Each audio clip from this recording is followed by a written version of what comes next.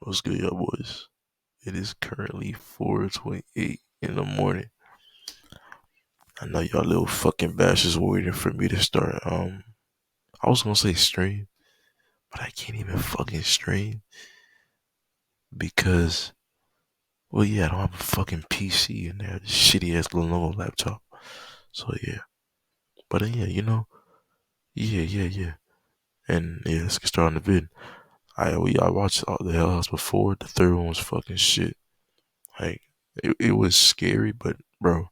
What the fuck is the ending, bro? That has got to be the worst. I mean, it wasn't bad, but damn, bro. Come on, man. Whatever. Um, yeah, I'll probably be streaming this shit, but I can't really stream it. I already said that shit. I'm sorry. I'm a bit sleepy right now. My fault. I look ugly as fuck, bro.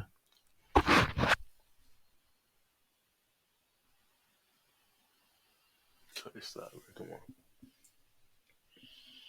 I'm playing, man. Bro, I gotta get back into the fucking gym, bro. Like, god damn, bro. Oh my god, bro. I really do. Like, what the fuck is this? Like, it's nothing. Whatever, bro. Just get past it, bro. I gotta start eating, like, healthy, bro. I used to work at Chick-fil-A. I used to eat, like, shit. Then there was, I think, a month or a couple months. And I started eating healthy as fuck. My acne went away. My shit was looking good for me. But my dumb ass just kept eating junk food and shit. Bro, note this up, bro. Don't eat junk food, bro. Like the acne and the bodily odor, especially from your armpits and anywhere that you sweat. But that shit gonna stink, bro. You're gonna stink, bro. And it doesn't smell good. The bitches will not like you. Motherfuckers will call you out. So you know what I'm saying? Eat right and drink a lot and drink water, bro. Eat right. Like fruits and shit. But I'm talking yapping. Up the victims in all our favorite horror movies and show you how they were made. I'm James A. Janice, and today we're looking at Hell House LLC, released in 2015. Hell House is a found footage film about 5 friends who turn an abandoned hotel into the ultimate haunt. The movie uses a documentary framing device, taking place years after Hell House's disastrous and deadly opening night. Though it was made well into the found footage boom that followed Paranormal Activity's success, Hell House LLC still manages to be refreshing and include a number of legendary scares. I think it's one of the most frightening found footage films, at least during a first-time watch. You can see the seams of the story a bit more on subsequent viewings, but that initial experience is effectively terrifying. Hell House LLC never got a theatrical release, but became so popular on VOD that it spawned 2 sequels and a prequel that was released just a few months ago. For now, I'll only be looking at the original, but if the interest is there, we can check out the rest of the series later. When Hell House... Oh yeah, bro. If you know that one part in Hell House, bro, where that girl with the fucking shit on her face and the lighty eyes. Yo, on Jesus Christ, that shit scared the fuck out of me, bro. I'm not even joking, bro. He's right, especially if you're a first time watcher, nigga. Oh my god, bro, I couldn't, bro. It wasn't difficult for me to sleep, but I was 10 toes, bro. I swear to fucking god, bro. You see the bitch, bro, and it's like, oh shit. Like, I'm not even joking.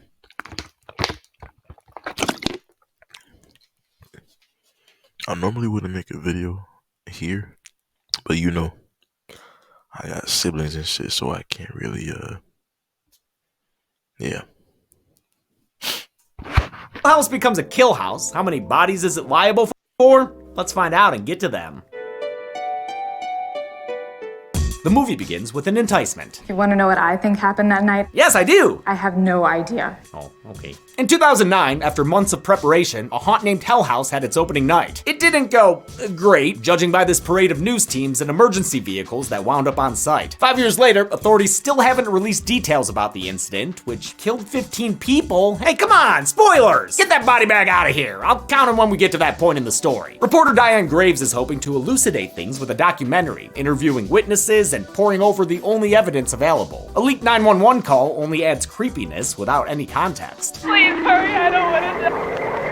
And a recorded walkthrough uploaded to YouTube only shows that the place had awful bathrooms and maybe a mosh going on in the basement. It isn't clear. I love this very real feeling YouTube video. It's scary without spoiling anything, but still gives you visual bookmarks that'll make a lot more sense later on. Is that supposed to happen? Local authorities tried to bury the whole thing, but years later, a photographer named Martin Cliver snuck into the building to snap some shots. It's fun to start piecing together a narrative based on his photos and the walkthrough video, but it's clear that whatever went wrong started in the basement, and Martin was too smart to investigate down there. I've seen a lot.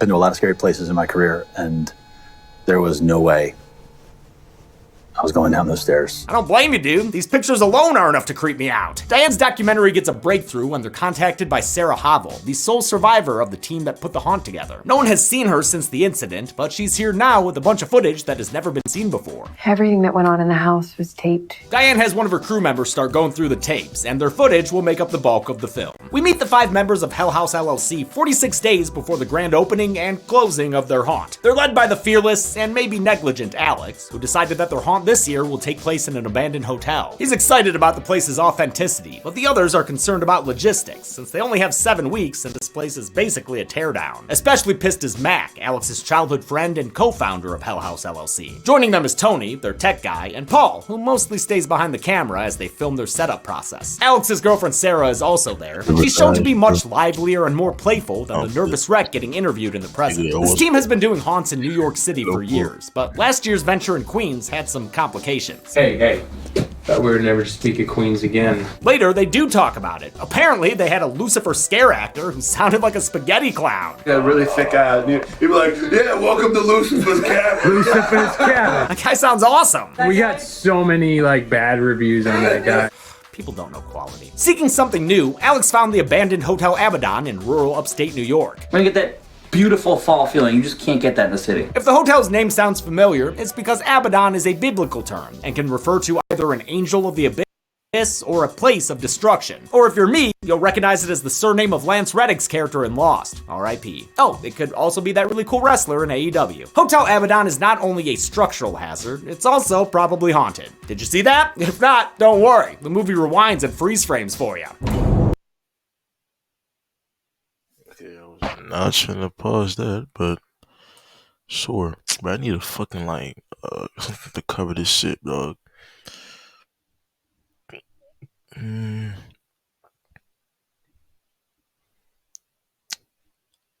fuck that, bro. Who gives a damn?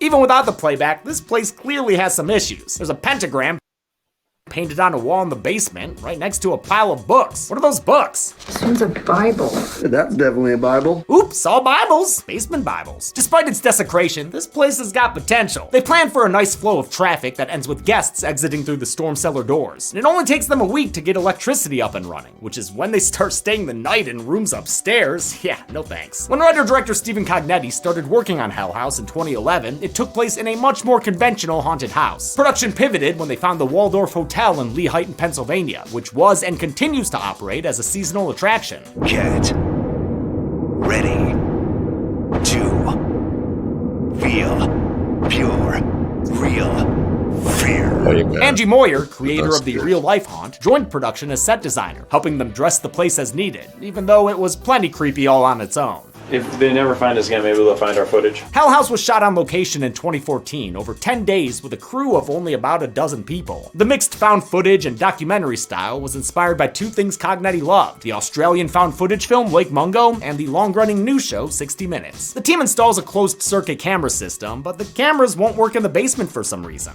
An evil reason? Since they're planning on having a half-naked chick chained up down there for a scene, they settle on doubling one of their scare actors as a bouncer. We're gonna need an actor down there anyway, so So why not someone that can toss out, people like Paul that want to get a little rapey with their action? He's got a point. Lots of cam-op characters in found footage films are annoying. The usual example is TJ Miller in Cloverfield. Paul is no exception. Dude's main character trait is constantly trying to get his dick wet.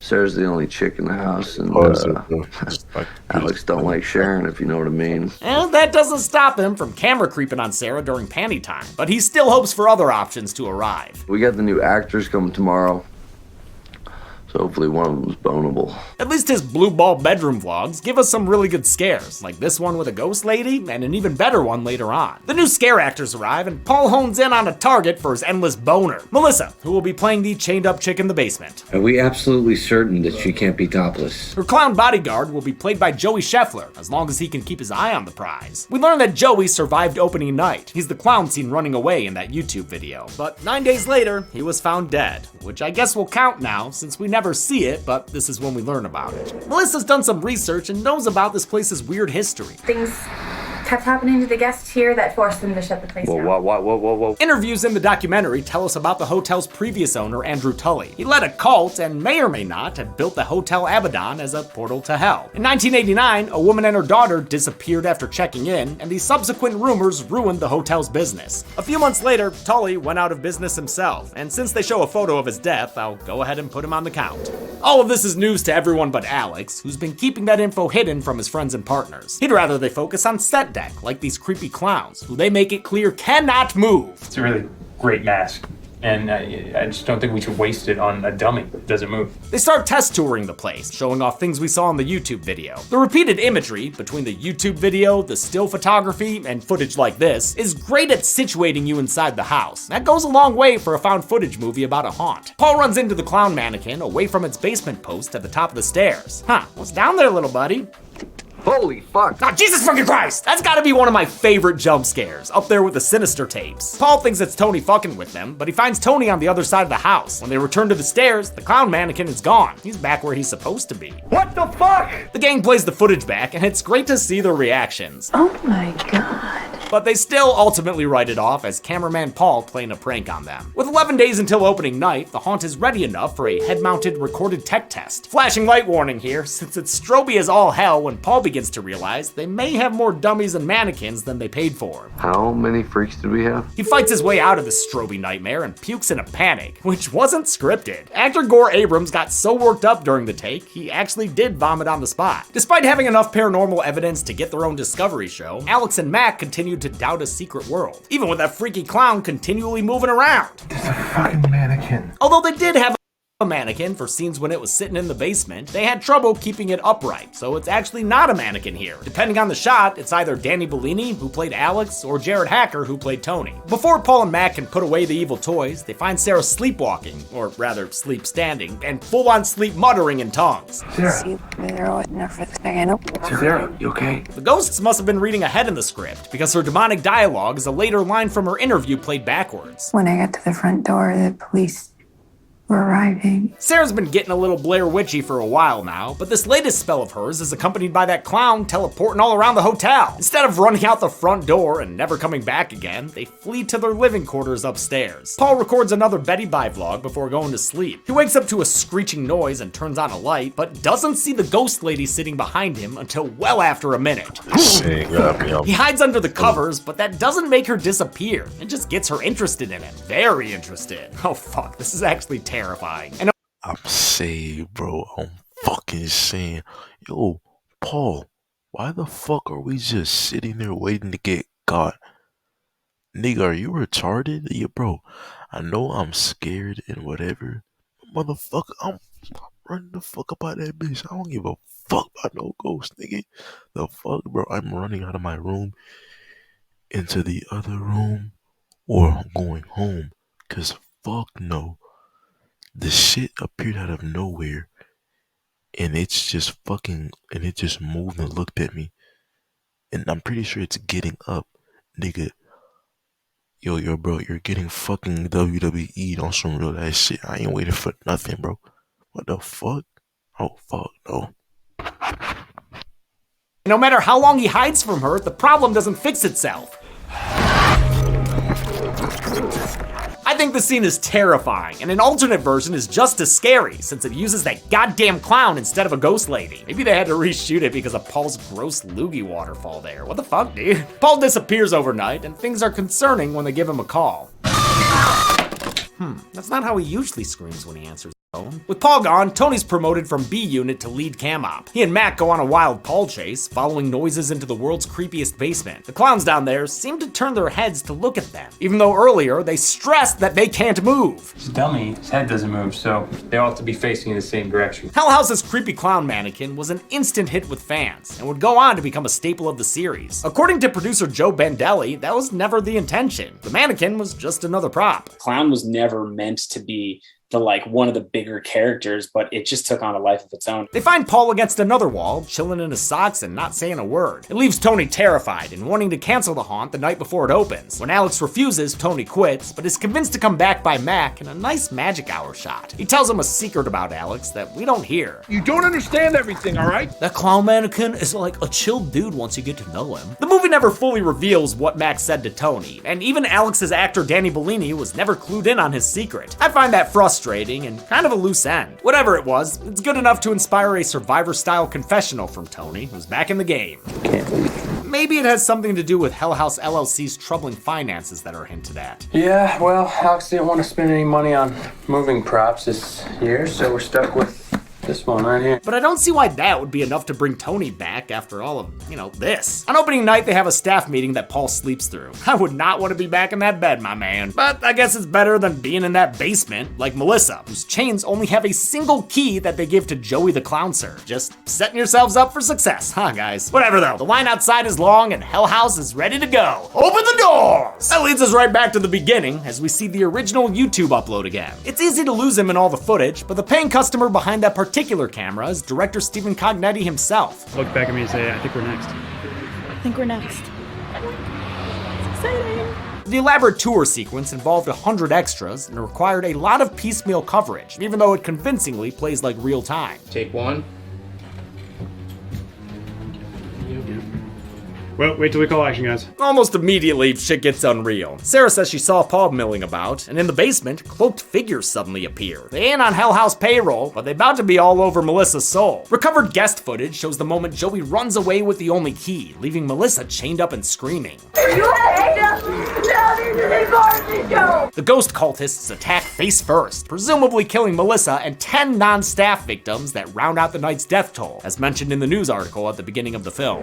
Mac frantically ushers out as many guests as he can until the front door locks itself shut. He tells Tony to hang a left at the ghost woman and clear out the basement, but a supernatural force slams that door too. Now I'll add Tony to the count as well, killed off screen by the supernatural haunt crashers. Mac doubles back for Sarah and directs her towards the attic. They find Alex still alive, but nobody expects the hellish inquisition. As Sarah escapes, Mac gets dogpiled by demons and left for dead. Thanks to the durability of GoPros, we also witness Alex's death, an echo of Andrew Tully's and a foreshadowing of Joey Scheffler's. These ghosts could stand to mix things up a bit. In the present, Diane Graves asks Sarah how she managed to escape. She tells them they should learn for themselves by breaking into the Abaddon, then leaves to take a nap in the hotel they're at. There's just one problem. There isn't a Sarah Havel staying here. Uh-oh. Diane and her cameraman, played by producer Joe Bandelli, leave to go look at the Abaddon. Mitchell, who might be an intern or something, finishes watching the footage Sarah gave them. It shows that after fleeing the attic, Sarah picked up a camera and found Paul standing by the front door. She gives him a hug, finally giving him physical contact with a woman, but he repays the favor by pummeling her with an extreme close-up until the Dark Forces call cut. She's dragged away, and I'm assuming isn't included in the newspaper's tally of 15. After all, if her death was known and publicized, I feel like it might have been mentioned by Diane Graves. That just leaves Paul to fulfill a kill prophesized in the framing device. So you said the first body they came across was one of the Hell House members. He couldn't say which one. Paul is killed by a piece of glass thanks to the evil spirits haunting the hotel. It's done off screen, but he slides into frame to show us the aftermath. Diane doesn't know about these final deaths, so she has no problem barging into the abandoned hotel. Upstairs is a room with the same number Sarah told them to find her in. And even though we just saw her killed in footage from 5 years ago, they find her sitting on the bed, looking alive and well. Well, never mind. This ghostly twist was cheekily foreshadowed way earlier during Sarah's interview. I'm in a better place now. The movie ends with the door slamming shut on Diane and her cam op. You see, if it would have been nice had her face been smushed the fuck in, because he He beat her to death. He bludgeoned her with a camera to the face, so you think her face would be more fucked, not just her cheek. But even so, that shit was still good. It's still good, you know. And the Cloak fan club going to town on them like room service. How many people chickened out of life thanks to Hell House's scares? Let's find out and get to the numbers. Honestly, I know I've seen that shit. 20 people died in Hell House LLC. Of those, 10 were men, 7 were women, and 3 were unknown remainders based on a number in a news report. That gives us this pie chart, which has never been seen before, although 9 other kill counts have featured 20 deaths, just with different distributions. With a runtime of 91 minutes, Hell House had a kill on average every 4.55 minutes. I'll give the Golden Chainsaw for coolest kill to Melissa and the guests. It's rare for an off-screen kill to get this award, but I think everything leading up to it was scary enough to make it the most memorable. Interestingly, the director's cut shows Melissa's kill much more explicitly. Her body is shown slipping into a hole straight to hell, which they accomplished using a green screen and simple comping. Cool stuff, but I think the ambiguous final version works just as well. The almost ready for lamest kill will go to Tony, even though his death was kind of the same thing. I just think that as a main character, he should have gotten something unique and on-screen. And that's it. Hell House LLC came out on VOD in 2015 and has become a cult favorite. Next week, we move from Haunt to High Rise as I look at Evil Dead Rise. But until then, I'm James A. Janice. This has been The Kill Count. Hey, everyone. WV, man. That nigga James A. Janice never misses, bro. That's why I fuck with dude, man, you know? And he's very creative, too. If you ever look at his backgrounds and some of the scenarios that he creates when the kill count is over, he's very creative and a very funny guy, bro. Throughout the vid and the ending of the vid, too. That's why I fuck with dude heavy, man. Shout out Dead Meat, man. Shout out James A. Janice, and I don't really know much of his staff, but all of his staff, you know. Yeah, I liked the vid beforehand. Sorry about that. Yeah, I'm just end the shit right there. If you're wondering what I'm talking, yeah. Bro, I got a fucking headache, dog. I don't even get headaches anymore. It's rare for me to get headaches, but fam, shit is killing me, bro. I can't even, like, look down without my fucking head hurting, bro.